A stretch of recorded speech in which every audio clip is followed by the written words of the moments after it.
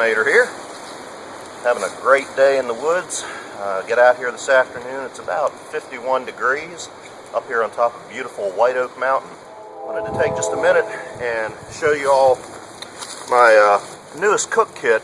I've been working on a cook kit that uses the Imusa grease pot from Wal-Mart. It's a little bit bigger than the last cook kit I showed you, but this one is something that I've come up with as a way to do just a little bit more cooking, maybe cooking for two, have a little bit more capacity and a little bit more capability than the ultralight that I had showed you before. The Imusa grease pot I used was purchased from Walmart for $6 or $7. I made a koozie for it, or a cozy, depending on what part of the country you're from. Top and the bottom section. Set those aside for right now. And I replaced the plastic handle on top with one I made out of a piece of branch. It's a wooden handle. And also the side handle on the pot normally comes out more at this angle, and I just liked it being a bit smaller so that it will fit up inside a cozy a little bit better. You can kind of see there how that smaller handle works better for the cozy, and you can still get plenty of a grip on it even if you're wearing, say, a glove or using a little towel or something to get it when it's hot. These pots take on a really nice, I don't know what you call it, kind of a burnt shine, kind of like Shug was saying in his videos that he loves the look of the pot. I do as well. It's just a neat kind of finish once you start using it. Inside the pot, stuck inside the lid, I've got a windbreak. I had some pictures of this up on the forum earlier. Just a small piece of digital camo, about 14 or 16 inches high and about 32 or 34 inches long. The idea with this is on those windy days where you need a windbreak, say for an alcohol stove or even if you're using wood, you can pass some sticks through these end channels that I've sewn in and use another stick in the center to kind of make yourself a V-shaped windbreak at whatever orientation you need to stop the wind. I'll show you that here in a bit.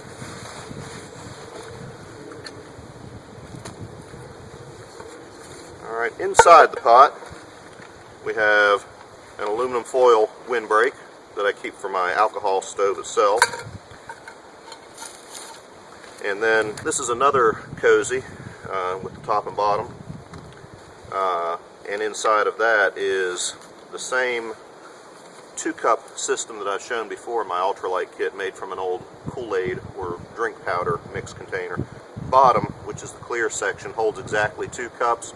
The top lid to the measure line holds exactly 1 cup. And in here we have all the essentials. A little piece of scrub pad to clean up with afterwards. Fire starter. This is some dryer lint. A couple pieces of cotton soaked with hand cleaner, actually, alcohol-based hand cleaner. A couple small containers of fuel if we need it for the alcohol stove. Got matches, lighter, fire steel, and then inside here we have the Super Cat alcohol stove made from a cat food container. Thing works extremely well. And then inside we've got something that I just created, which is a small wood stove. This is built from 2 fire gel containers or chafing dish heaters like you would use in a commercial chafing dish. Made it from 2 of them. You've got the bottom part, which is simply the lid cut off and then holes drilled around the perimeter. Took a second can and cut the bottom off and the top and opened it up on the side with some large holes and a slit. The idea with these 2 pieces that were nested together is that they'll now lock together, one on top of the other, and you have yourself a stove, a wood stove, that'll hold a fair amount of smaller pieces of wood, and then your grease pot, of course, will fit just right on top of it.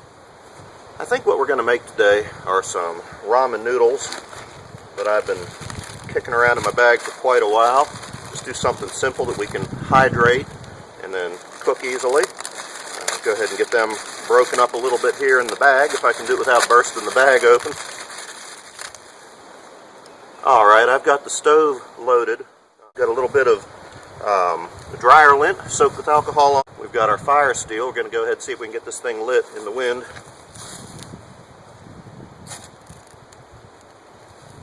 Look at that, there she goes. You might not be able to see this real well with all the sun, but it's started. We'll do enough water,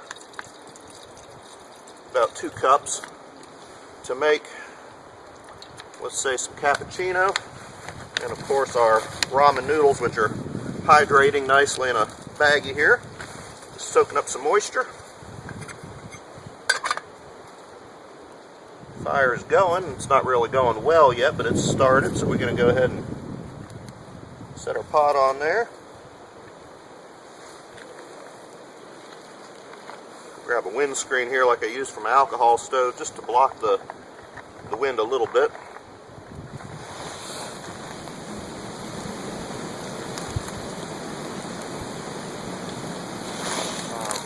In our little cup container here, we've got some dry cappuccino mix, courtesy of some MREs.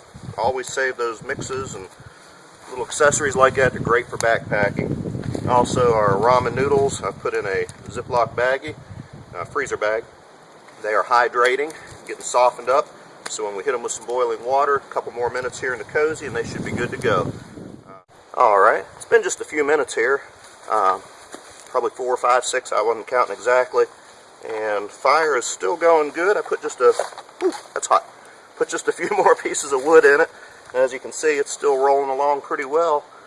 And we have a full rolling boil. So we're going to go ahead and get this hot water into our noodles. What we'll do here is open up the bag. I'm going to put this. Alright. This stuff's been setting for about 10 minutes now. You're going to see if we're ready to eat. Our fire is pretty well gone out.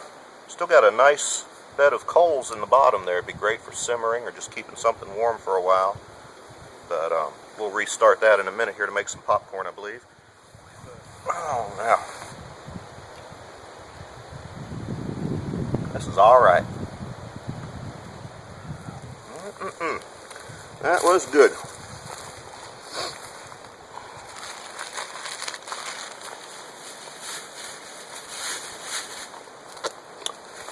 Save that spoon for next time. Keep clean here. Hey!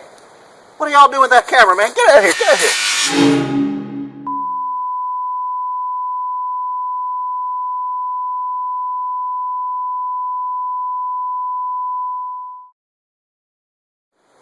You know, I feel like I need to clarify for those of you who, sadly enough, were witness to that intrusion of my privacy by the camera crew. I don't lick my spoons off and reuse them or wipe them on my shirt or nothing like that. Come on now. No.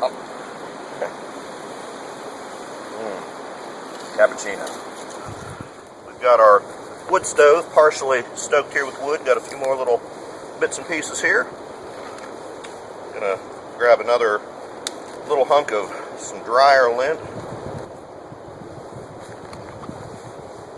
Let's see if we can get this to light here.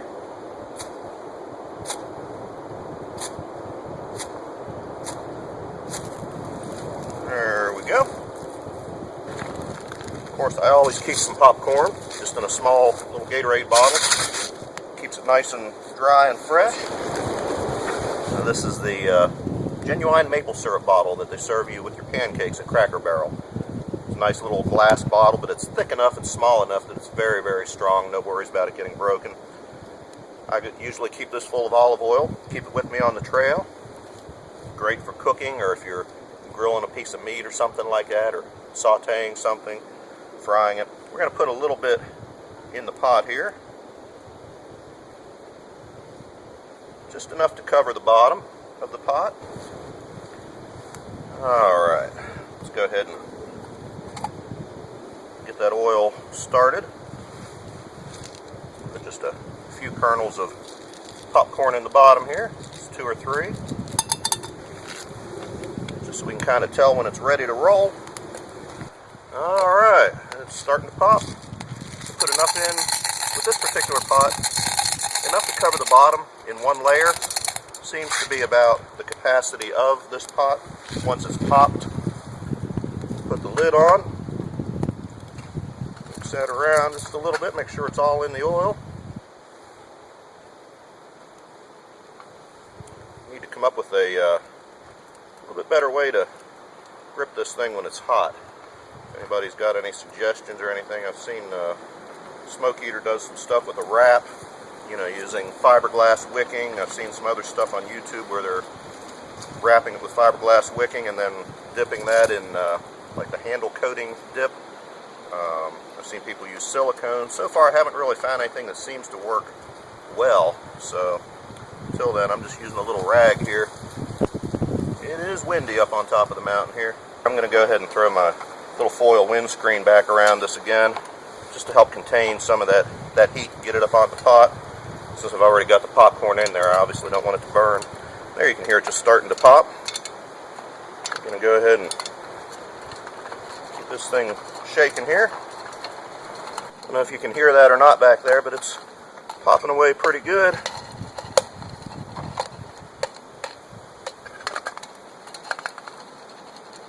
Now I think it's about done. A couple more pops out of it. And our fire's just about out, down to basically some hot coals right now. Slide that over just a bit.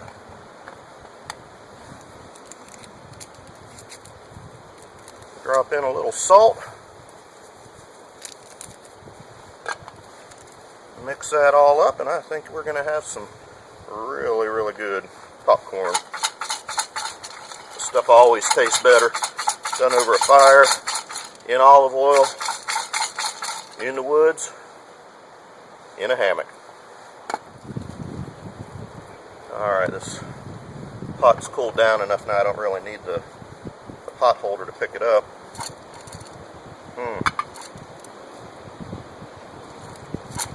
That's good. Get a look at that. Mountain corn.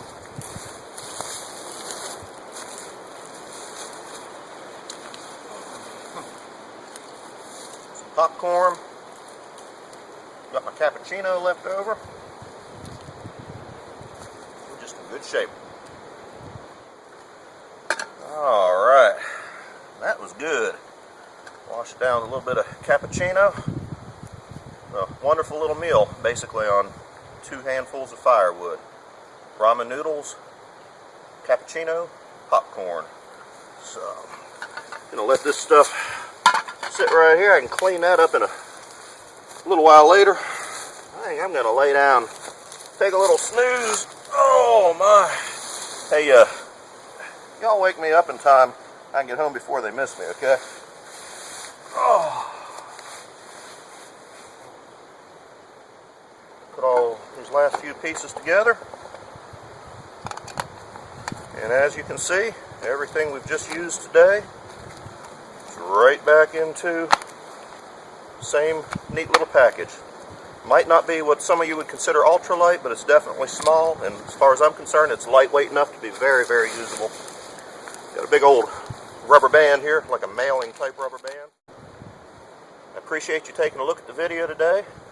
I was just trying to give you an idea what I came up with for the Imusa grease pot. It works really well for me. I hope you'll share your ideas and your experiences with it as well. Happy hanging.